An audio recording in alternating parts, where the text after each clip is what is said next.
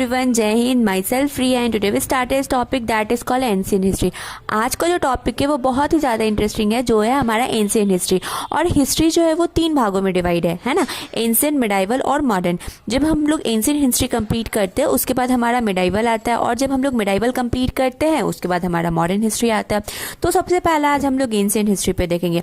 और अगर कोई डिफेंस का प्रिपरेशन करता है तो उसमें एंशिएंट हिस्ट्री जो है वो वाइटर रोल प्ले करती है, क्योंकि बहुत सारे जो क्वेश्चंस आते हैं, जो डायरेक्ट क्वेश्चंस जो आते हैं वो हमारे एंशिएंट हिस्ट्री से आते हैं। ठीक है, तो सबसे पहले हम लोग डील करेंगे एंशिएंट हिस्ट्री का।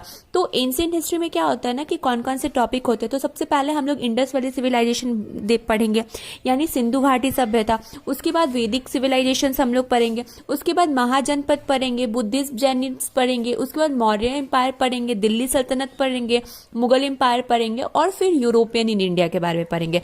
Got it. तो सबसे पहले आज हम लोग का जो टॉपिक है वो है इंडस वैली सिविलाइजेशन, यानी सिंधु घाटी सभ्यता। ठीक है, तो सिंधु घाटी सभ्यता क्या होता है?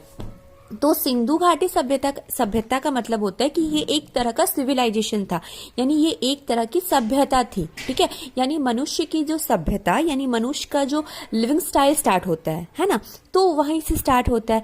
यानी हमारे जो आर्कियोलॉजिस्ट जो है वो बहुत ज्यादा डीप नॉलेज करके इसके बारे में पता है। Now come to the point. अगर हम लोग इंडस वैली सिविलाइजेशन के बारे में अगर हम लोग देखें कि इंडस वैली सिविलाइजेशन क्या होती है, ये कैसी है, तो सबसे पहले हम लोग देखेंगे ना कि इंडस वैली सिविलाइजेशन जो होती है ना वो हमारी अर्बन सिविलाइजेशन थी। यानी वो कैसी सिविलाइजेशन थी? जो हमारी शहरी एरिया थी। ठीक है, यहाँ पे इसको शहरी एरिया क्यों कहा गया है? क्योंकि यहाँ पे जो भी हमें क्लू मिला गया है, जो भी हमारे आर्कियोलॉजिकल को जो भी क्लू मिला गया है, वो ये प्रूफ करता है कि यहाँ के जो लोग जो थे वो कैसे थे, वो डेवलपिंग इन नेचर थे। ठीक है, क्योंकि वहां पे हमारा जो रोड था वो प्रॉपर वे में था, यानी हमारा जैसे शहर का रोड होता है ना, जैसे हमारे सिटीज की रोड होते हैं प्रॉपर वे में, वैसे रोड थे। 90 डिग्री कट ऑफ कर रहा था। उसके बाद फिर हमारा जो बाथरूम जो थी वो प्रॉपर थी, किचन जो थी वो प्रॉपर थी। तो इन दैट केस में हम लोग कह सकते हैं कि ये जो थी वो हमारी कैसी थी? सिविलाइजेशन थी, अर्बन सिविलाइजेशन थी। ठीक है, उसके बाद आता है कि इंडस वैली सिविलाइजेशन का डिस्कवर कौन किया।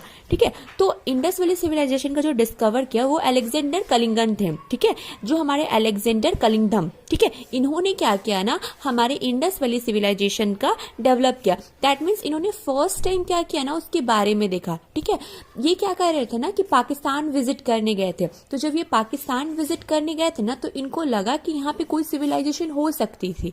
ठीक है, तो अलेक्जेंडर ने क्या किया ना, न्यूज़पेपर में आर्टिकल्स डाल दिया कि हाँ हो सकता है कि हमारी जो इंडिया की जो सभ्यता है वो पाकिस्तान में हो। ठीक है, उन्होंने श्योरिटी नहीं दिखाया कि हाँ होगी ही, उन्होंने बस एक अजम्पशन रख दिया।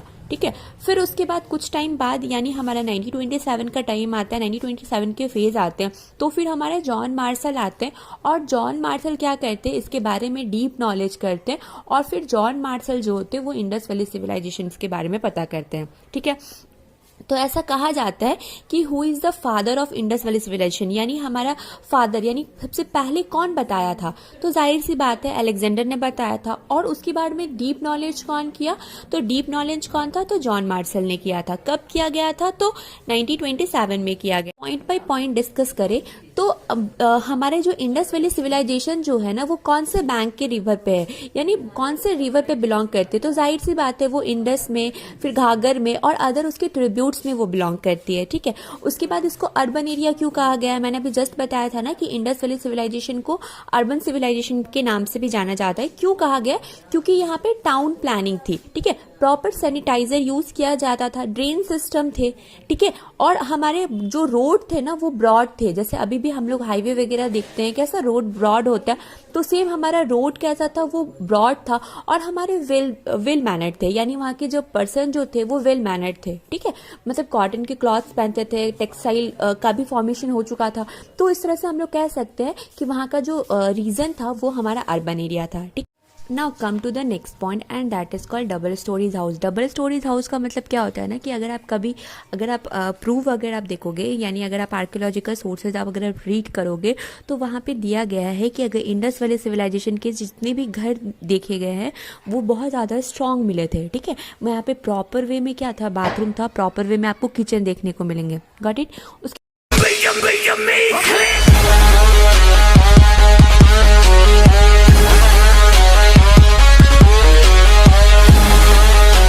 बाद आता है हमारा ग्रेट बाथ। ग्रेट बाथ का मतलब क्या होता है ना, यानी सामूहिक स्नान घर।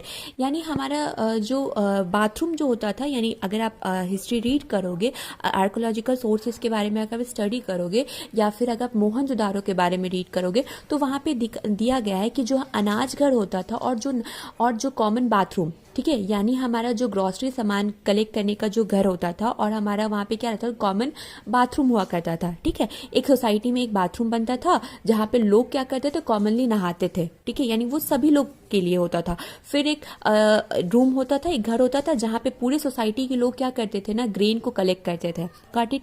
Now come to the next point. दूसरा पॉइंट हमारा क्या बोलता है ना कि सोर्सेज भी माना जाएगा, यानी उस टाइम के लोग कौन से सोर्सेज पर डिपेंड होते थे, तो जाहिर सी बात है एग्रीकल्चर पे डिपेंड होते थे। फिर उसके बाद come to the next point and that is called trade. तो उस टाइम में हमारा ट्रेड होता था। ठीक है, जैसे अभी हमारी कंट्री से अलग अलग कंट्री में ट्रेड होता है, अलग अलग गुड्स का सप्लाई होता है, तो उस टाइम भी क्या होता था ना, एक्सटर्नल ट्रेड होता था। ठीक है, तो यहाँ पे आता है एक्सटर्नल ट्रेड और इंटरनल ट्रेड क्या होता है। तो इंटरनल ट्रेड का मतलब क्या होता है ना, कि जब आप अपनी कंट्री में ट्रेड करते हो, जस्ट फॉर एग्जांपल आप जिस स्टेट में रहते हो और दूसरे स्टेट में ट्रेड करते हो, तो आपका क्या होता है ना, इंटरनल ट्रेड कहलाता है, बिकॉज ये आप इंटरनली कर रहे हो। और एक्सटर्नल ट्रेड का मतलब क्या होता है, जब आप दूसरी कंट्री के साथ ट्रेड करते हो, तो वो क्या कहलाता है, एक्सटर्नल। के बाद आता है ना कि हमारा टेक्नोलॉजिकल नॉलेज भी थी। ठीक है, उसके बाद हमारा क्या था, टेक्नोलॉजिकल नॉलेज भी थी। हाँ, तो जाहिर सी बात है हमारा वहाँ हड़प्पन सिविलाइजेशन में टेक्नोलॉजिकल नॉलेज भी थी। कैसी नॉलेज थी वहाँ पे, तो वहाँ पे जो हमारा मोहनजोदारो है ना, वहाँ पे एक हमारी डांसिंग गर्ल मिली है। ठीक है, यानी डांसिंग डॉल मिली गई है, और वो जो डॉल जो है ना, वो हमारे ब्रोंज की बनी हुई है। ठीक है, फिर एक हमारा क्वेश्चन आता है कि वहाँ पे जब हमारा सिंधु घाटी सभ्यता में यानी कहाँ से ट्रेड होता था, तो वो हमारा मेसोपोटामिया की सिविलाइजेशन होती थी बगल में। जैसे हमारा यहाँ पे इंडस वाली सिविलाइजेशन चलती थी, और बगल में क्या चलता था, मेसोपोटामिया की सिविलाइजेशन चलती थी। तो हमारा ट्रेड जो होता था, यानी इंडस वैली सिविलाइजेशन की ट्रेड जो होती थी, वो मेसोपोटामिया का सिविलाइजेशन से होता था। तो जनरली इस पेज से आपका क्या क्वेश्चन बन सकता है, तो इस पेज से आपसे ये क्वेश्चन बन सकता है, एग्जाम्स में आपसे आ सकते हैं, पूछ लिया जाता है कि हमारा जो सिविलाइजेशन थी, इंडस वाली सिविलाइजेशन थी, वो कैसे सिविलाइजेशन थी। तो जाहिर सी बात है वो हमारी अर्बन सिविलाइजेशन थी। उसके बाद डबल स्टोरीज का मतलब क्या होता है, डबल स्टोरी का मतलब होता है घर को प्रॉपर वे में मेंटेन करना।